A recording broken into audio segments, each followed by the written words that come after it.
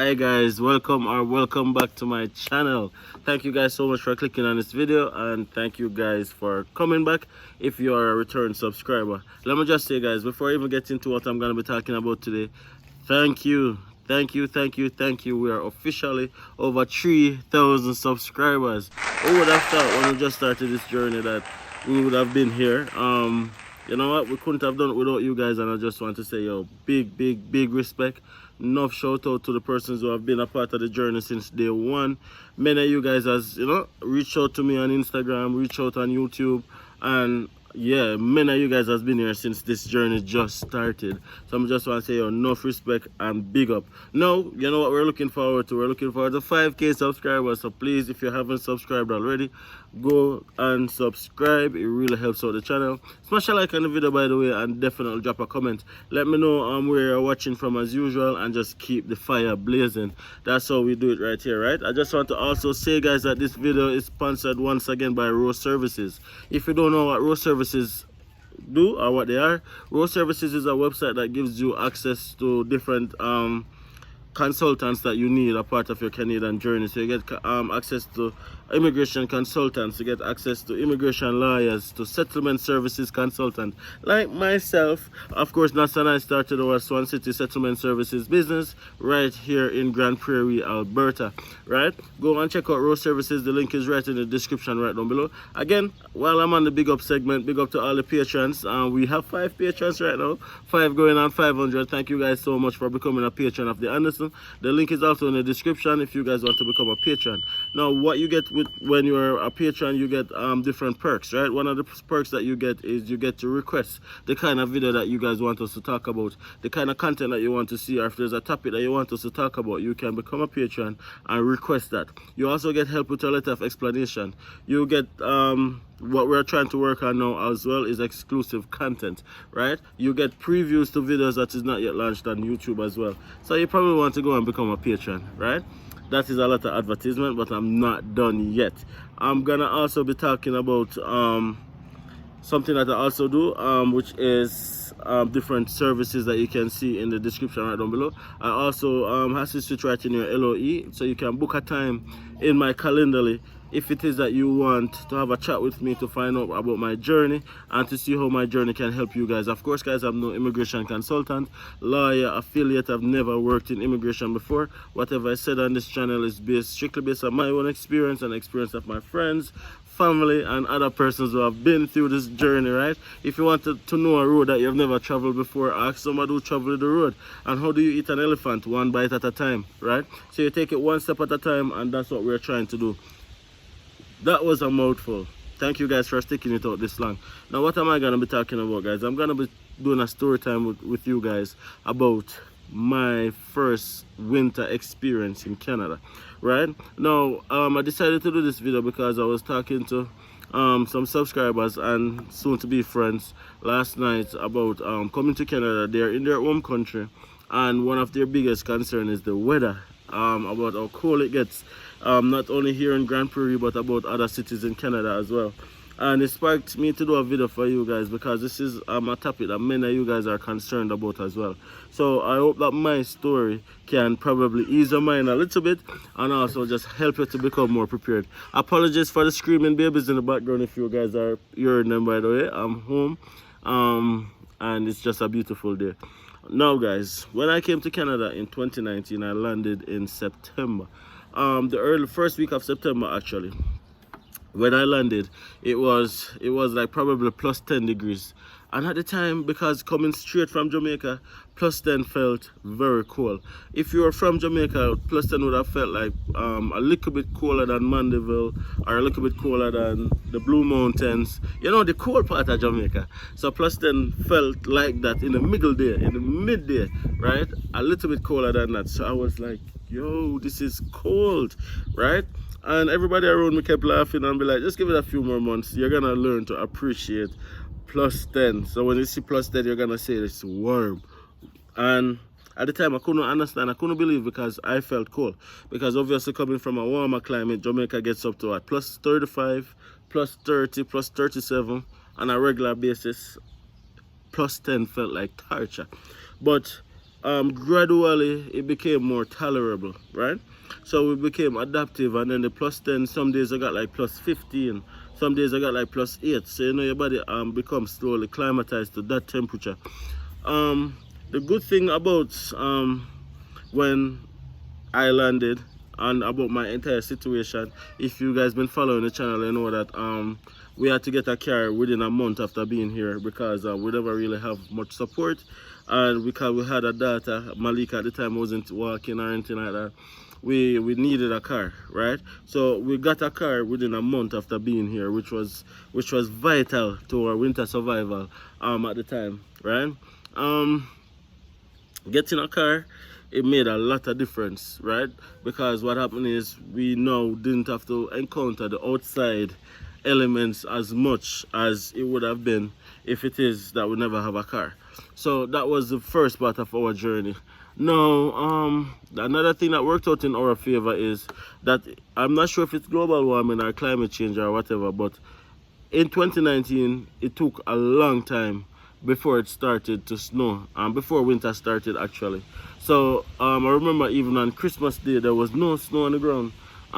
It was like everybody was wondering like why there's no snow or anything like that. So we never really get much snow until like I think the ending part of December, which was good, because what happened was it gave us a few months to become climatized, right, to the conditions. So by the time it started snowing, we were fully prepared for it, right? Well, at least we thought we were fully prepared for it, because we still had challenges when it came on to adapting to the winter conditions, right? Now let me just say this, guys, the biggest part about preparing for winter is making sure that you have the proper gears, the proper shoes, gloves, toques, jackets, insulators under your clothes, stuff like that. Those are key.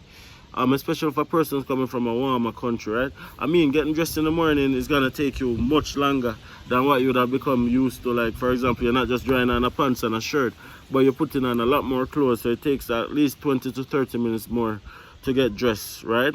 So you can get insulated socks and stuff like that. But if you guys been following the channel, you guys know that when we came to Canada, we never really have much financial resource, so we weren't able to get the stuff that we needed. We just did have to grab the cheapest stuff, and it proved to be like torture, because I remember some days like when like we had to walk like between buildings and stuff like that. Yo, it was rough. It was rough, guys.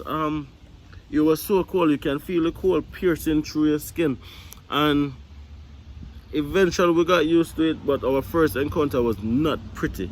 It was not nice, right? And like we even started regretting the decision, like what kind of places to come. You get what I mean?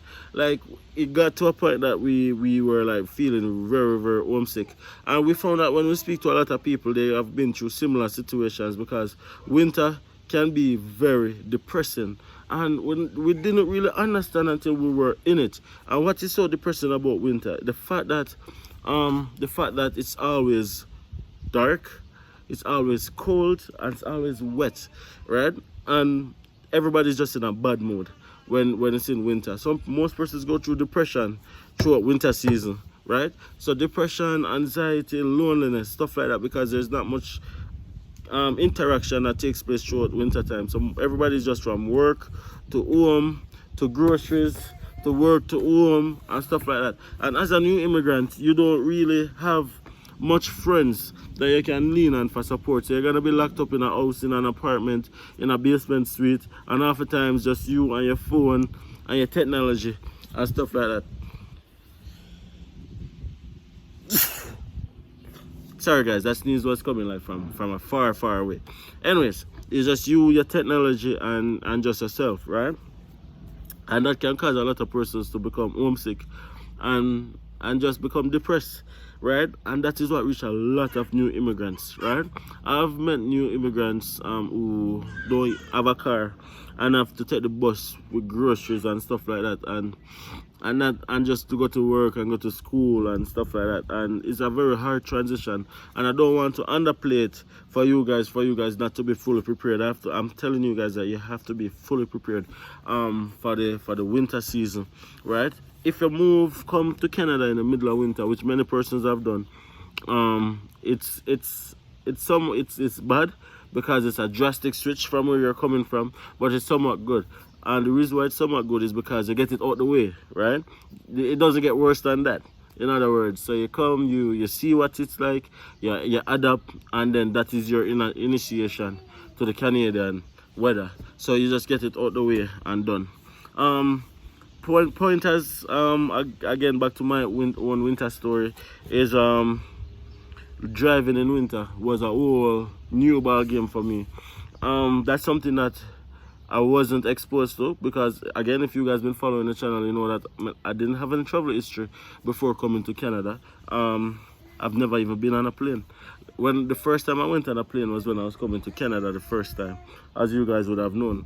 So I had no exposure to winter, to snow, to driving overseas, nothing like that, right? So adapting to winter driving was an adventure.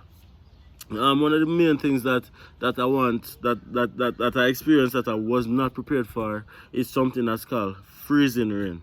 Now, in my mind, when I'm thinking about Canadian winter, all I'm thinking about is driving on snow, right? And snow on the road and stuff like that. But freezing rain was an awakening. Now, freezing rain is for persons who don't know, is rain that turns to black ice immediately. Now, when it touches the ground, you can't see the ice. The road looks just the same, but it's covered in ice. The entire roadway is covered in ice that you cannot see. So your vehicle is sliding all over the place. You are unable to stop. You are unable to move on. You are even unable to keep a vehicle straight, which is a very scary situation. I remember I was dropping nuts at work one morning, and at the time, I had to get to work 6 o'clock, and it's winter time, so you know, so 6 o'clock is midnight, right? So in the dark, I'm driving nuts to work, and then on my way back, I got stuck on freezing rain and ice, and I'm in the middle of the road, guys, and I'm like freaking out, because at the time it was like, the road is set up, it's almost like a hill, and there's just ditch left and right, and it's like a very scary road to be driven on in those situations. And not having much experience in dealing with it, I'm like, yo, I have no idea. Like, my car literally got stuck and freezing on the road, like turn cross through the road. And you know what's the worst part? That part showed me that you have bad people in Grand Prairie, and by bad people I mean persons that are not friendly, persons that are not helpful, and that's not just limited to Grand Prairie. You're gonna find those persons anywhere you go. So don't come to Canada thinking that everybody is nice and all of that just because Canada is known to have the nicest people. No, you do have people who are like horrible people as well, because I was stuck in the middle of the road, and like some cars, of course the persons who have been more used to these situations, they drove past, and instead of like helping, they were like, hey man, you're about to cause an accident, hey man, get out the road, and stuff like that. So yeah, and I was just there like not freaking out, but just like not knowing what to do. And that was an adventure, that was an experience. But luckily that happened, because that never happened to me again, because that taught me how to drive on freezing rain, and it made me more, rather say, exposed to driving in winter, right? So I became more deliberate in driving out more, understanding different road conditions and stuff like that, right? Which is key, by the way. So that never happened to me again. Another thing that happened to me was I was actually stuck on snow. Stuck on snow is different from stuck in on freezing rain, right? When you're stuck in snow, is the snow level is so high that the vehicle can't go through anymore, right? So I remember I was stuck on snow, because for persons who have been following the channel know that, yeah, them used to deliver pizza in the off season, right? So I remember one day I was out in the buggy delivering pizza, and I went into this neighborhood, and yeah, I was stuck on snow, and the car can't move forward, it can't move backward, and I'm like, what to do? And then at that point in time, I saw the good of Grand Prairie, because persons jumped out of their car and they helped me by showing me what to do and rocking the vehicle back and forth until you're good to go. And also, you want to make sure that there's a few things. I'm probably going to do a video, guys, where I talk about the essentials that you need to have in a vehicle for winter time, right? Like, so for like you need sandbag if you have a small car, you need shovel, you need a pair of gloves, you need a whole lot of stuff. I'm gonna do a video about that specifically, because I think that was a opening call for me as well, because I didn't have anything in the car. I didn't know what to have, as a matter of fact, right? So when you're stuck, you need a shovel sometimes, that you have to go outside and shovel in and around the wheels and stuff like that. So these are factual things, you know, guys. And bearing in mind that when you're outside, it's minus degrees, minus 30, minus 35, minus 40. So it's not like, say for example, you're going out in a warm condition to shovel. So you have to make sure, say, you have your jacket, you have your toque, you have your gloves, you have your boots, you have all of them stuff there in your car, right, or on you for any situation. You have to be prepared for anything in the winter time. Winter can be a horrible experience, guys, for new immigrants, but the longer you're here, the more tolerable and the more easy it becomes, right? Because we have been through our third winter seamless. It's ever like all the occurrences that I'm telling you guys about have happened in my first winter. After my first winter is smooth sailing, right? You want to make sure you have an extension card, because you have to plug in a car. I'm sorry, many of you guys, what does it mean to plug in a car? It means that you have a heat block that keeps the car warm in the winter time. So you have to actually plug in a car and plug it into a socket to keep the heat block warm, so that when you start in a car in the morning or in the night or whatever, that it starts. Otherwise everything is gonna be frozen, right? And you don't want that. Now, one final experience that I had in my first winter was when I went to Walmart to grab some stuff. I had Nuts and Malika in the car at the time. Now I think Malika only wanted like diaper or something at the time, and it was just an in and out. It was just an in and out, right, babes? Yeah. Nuts is right there, so trying to keep the kids quiet. Yeah. It was an in and out. So it was just like, okay, then at the time we lived in the apartment, and the apartment had underground parking. So we just ran out the apartment to the underground parking, which is heated as well. Went into the car, drove to Walmart. The parking lot is like this close to the door of Walmart, so you can just run into Walmart and just grab whatever you needed and run back into your car, which is running still, so you'll be warm. And then you just go back home on the underground parking, go up in the elevator, reach back to your suite. That was the plan. Lo and behold, everything was going according to plan, up until coming back out of Walmart. I noticed that I had a flat tire. Never crossed my mind that it's possible to get a flat tire, right? Guys, I'm telling you, I was outside in like minus 25 in a spring jacket, a flimsy sneaker shoes, nothing on my head, not even have gloves on my finger, trying to change a car tire. Not a very good experience, let me say that. Big shout out to Grand Prairie persons, by the way, because like I think a guy and his son saw what was happening, and they just immediately just drove up beside me, jumped out of their truck. They had everything. They even offered me to go into my car and sit while they do it. Remember, they're like, yo, if you want, you can go inside the car and sit, we'll do it for you. And I'm like, I've never seen such kindness before. I remember now, I'm a man, right? So in Jamaica, we're not used to men helping other men like that. We're used to a man seeing like man brought down from the roadside and be like, yo, push a car out of the road, or watch a man over there, so wait past man to help him change it, or something like that. So that showed me that you have kind people, because they had everything, and they even gave me a gloves, just if in case something like that happened again, that I still have in the car right now. Right now. What that experience taught me was that always make sure that even if you're going next door, that you have all the right equipment in your car.